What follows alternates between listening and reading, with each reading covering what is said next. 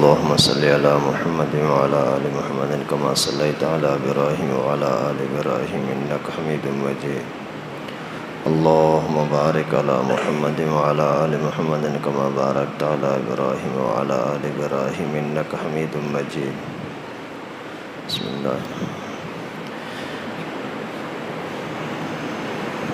حکایات صحابہ میں سے ہے مسلمانوں کی حبشہ کی ہجرت اور شعب ابی طالب میں قید ہونا۔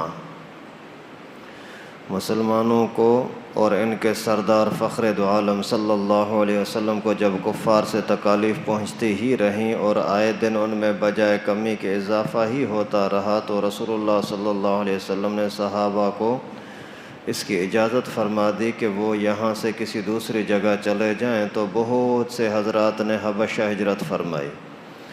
حبشہ کے بادشاہ اگرچہ نصرانی عیسائی تھے اور اس وقت تک مسلمان نہ ہوئے تھے، مگر ان کے رحم دل اور منصف مزاج ہونے کی شہرت تھی۔ چنانچہ نبوت کے 5ویں برس رجب کے مہینے میں پہلی جماعت کے 11 یا 12 مرد اور 4 یا 5 عورتوں نے حبشہ کی ہجرت کی۔ مکہ والوں نے ان کا پیچھا بھی کیا کہ یہ نہ جا سکے، مگر یہ لوگ ہاتھ نہ آئے۔ وہاں پہنچ کر کے ان کو یہ خبر ملی کہ مکے والے سب مسلمان ہو گئے اور اسلام کو غلبہ ہو گیا۔ اس خبر سے یہ حضرات بہت خوش ہوئے اور اپنے وطن واپس آ گئے، لیکن مکہ مکرمہ کے قریب پہنچ کر معلوم ہوا کہ یہ خبر غلط تھی۔ اللہ اکبر۔ اور مکے والے اس طرح بلکہ اس سے بھی زیادہ دشمنی اور تکلیفیں پہنچانے میں مصروف ہیں، تو بڑی دقت اور تکلیف ہوئی۔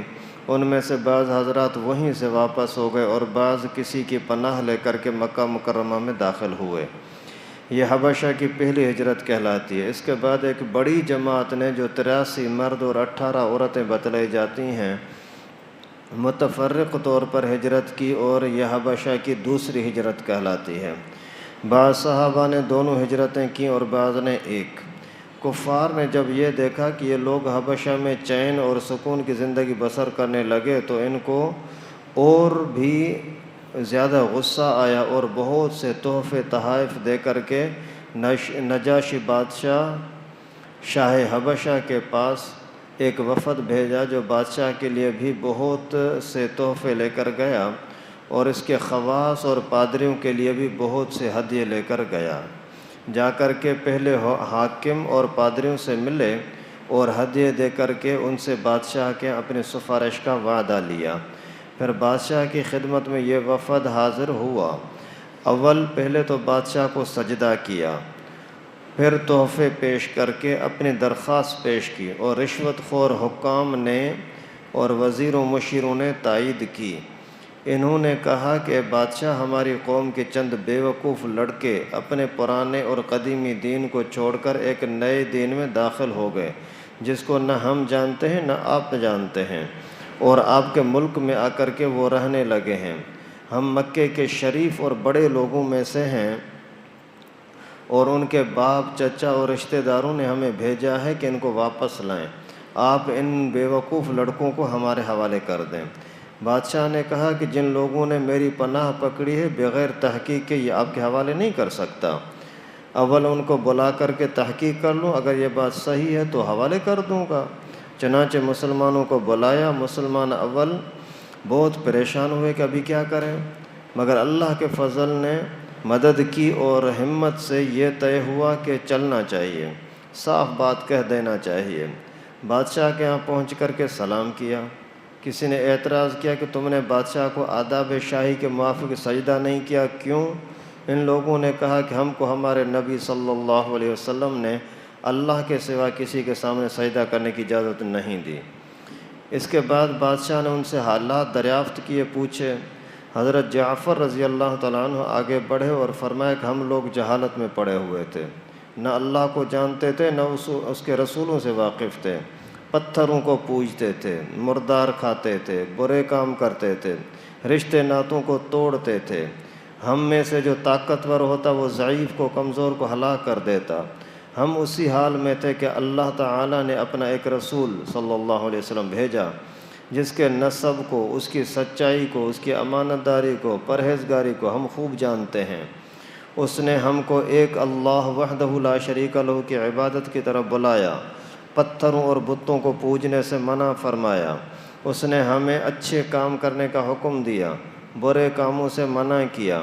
اس نے ہمیں سچ بولنے کا حکم دیا، امانت داری کا حکم دیا، صلہ رحمی کا رشتوں کو جوڑنے کا حکم دیا، پڑوسیوں کے ساتھ اچھائی کے برتاؤ کا حکم دیا، نماز روزہ صدقہ خیرات کا حکم دیا، اچھے اخلاق کی تعلیم دی، زنا سے بدکاری سے جھوٹ بولنے سے منع کیا، یتیم کا مال کھانا، کسی پر تہمت لگانا اور اس قسم کے برے اعمال سے ہمیں منع فرمایا۔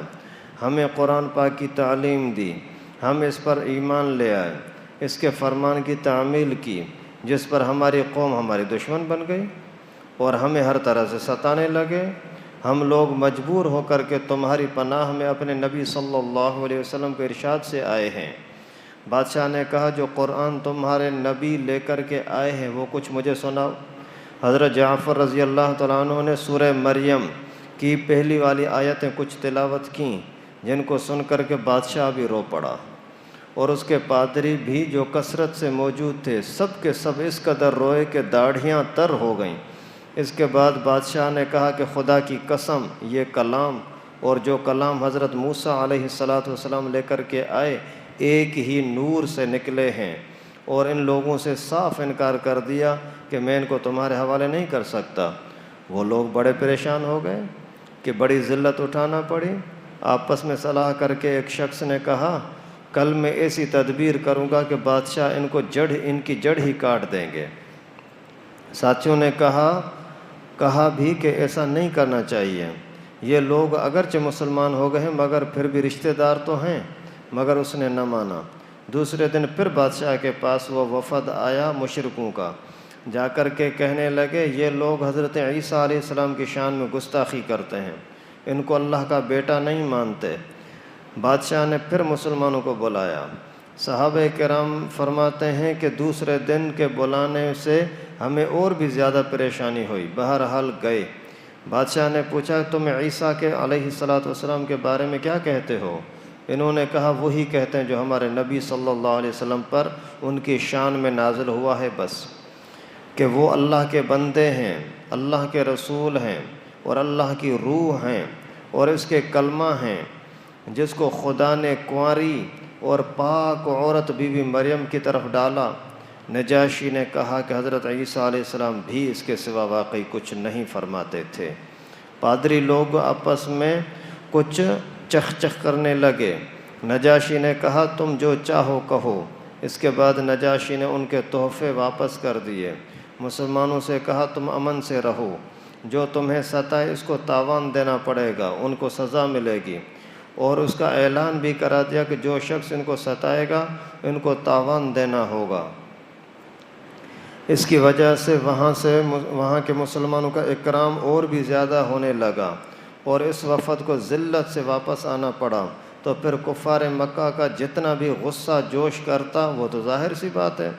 اس کے ساتھ ہی حضرت عمر رضی اللہ تعالیٰ عنہ کے اسلام لانے سے ان کو اور بھی جلن ہوئی اور ہر وقت اس فکر میں رہتے تھے کہ لوگوں کا ان سے ملنا جلنا بند ہو جائے، اسلام کا چراغ کسی طرح سے بجھ جائے۔ اس لیے سرداران مکہ کی ایک بڑی جماعت نے آپس میں مشورہ کیا کہ اب کھلم کھلا محمد صلی اللہ علیہ وسلم کو قتل کر دیا جائے، نعوذ باللہ۔ لیکن قتل کر دینا بھی آسان کام نہ تھا، اس لیے کہ بنو ہاشم پیغمبر کریم کا خاندان بھی بڑا جت تھا اور اونچے طبقے کے لوگ شمار ہوتے تھے۔ وہ اگرچہ اکثر مسلمان نہیں ہوئے تھے، لیکن جو مسلمان نہیں تھے وہ بھی رسول اللہ صلی اللہ علیہ وسلم کے قتل ہو جانے پر تو راضی اور آمادہ نہیں تھے۔ اس لیے ان سب کفار نے مل کر کے ایک معاہدہ کیا کہ سارے بنو ہاشم اور بنو المطلب کا بائیکاٹ کیا جائے، سوشل بائیکاٹ۔ نہ ان کو کوئی شخص اپنے پاس بیٹھنے دے، نہ ان کے ساتھ کوئی خرید و فروخت واپار کرے، نہ کوئی بات چیت کرے، نہ ان کے گھر کوئی جائے گا، نہ ان میں سے کسی کو اپنے گھر میں آنے دے گا، بنو ہاشم بھی اور بنو مطلب بھی۔ اور اس وقت تک ان کے ساتھ صلح نہ کی جائے جب تک کہ وہ رسول اللہ صلی اللہ علیہ وسلم کو قتل کرنے کے لیے ہمارے حوالے نہ کریں، نعوذ باللہ۔ یہ معاہدہ زبانی ہی گفتگو پر ختم نہ ہوا، بلکہ یکم محرم سن 7 نبوی کو یہ ایک معاہدہ تحریری صورت میں بیت اللہ کے اندر لٹکا دیا، کعبۃ اللہ میں، تاکہ ہر شخص اس کا احترام کرے اور کوئی بھی پیغمبر کریم صلی اللہ علیہ وسلم کے ساتھ بات تک نہ کرے اور اس کو پورا کرنے کی کوشش کریں۔ اور اس معاہدے کی وجہ سے 3 سال تک یہ سب حضرات 2 پہاڑوں کے درمیان ایک گھاٹی میں نظر بند اور قید رہے کہ نہ کوئی ان سے مل سکتا تھا، نہ کسی سے یہ مل سکتے تھے، نہ مکے کے کسی آدمی سے کوئی چیز خرید سکتے تھے، نہ باہر سے آنے والے کسی تاجر واپاری سے مل سکتے تھے۔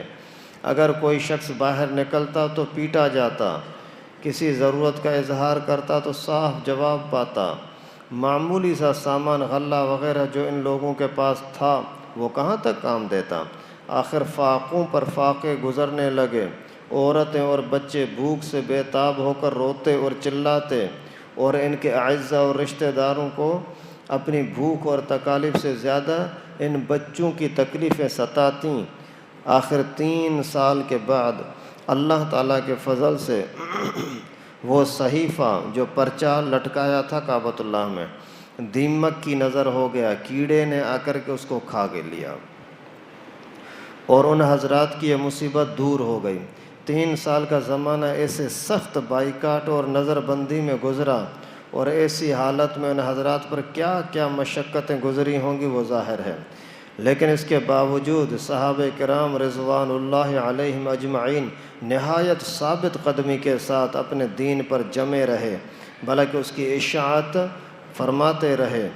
فائدہ: یہ تکلیفیں اور مشقتیں ان لوگوں نے اٹھائی ہیں جن کے آج ہم نام لیوا کہلاتے ہیں، اور ان کو اپنا متبع بتلاتے ہیں، اور سمجھتے ہیں کہ ہم لوگ ترقی کے باب میں صحابہ کرام رضوان اللہ علیہم اجمعین جیسی ترقیوں کے خواب دیکھتے ہیں، لیکن کسی وقت غور کر کے یہ بھی سوچنا چاہیے کہ ان حضرات نے قربانیاں کتنی فرمائی ہیں، اور ہم نے دین کی خاطر، اسلام کی خاطر، مذہب کی خاطر کیا کیا ہے۔